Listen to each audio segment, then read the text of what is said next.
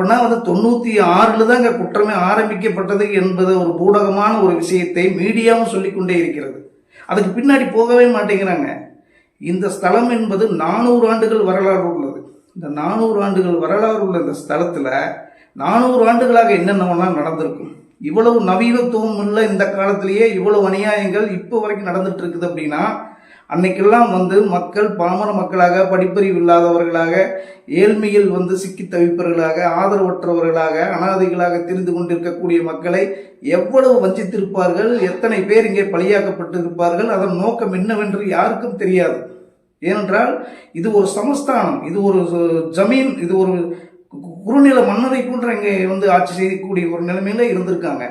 இன்னைக்கும் தர்மஸ்தலாவுடைய அந்த மாவட்டம் என்பது தனி அடையாளத்துடன் தான் இருக்கிறது. கர்நாடகத்தில் இருந்தாலும் அது ஒரு தனி பிராந்தியமாகத்தான் அடையாளப்படுத்தப்பட்டு கொண்டே இருக்கிறது.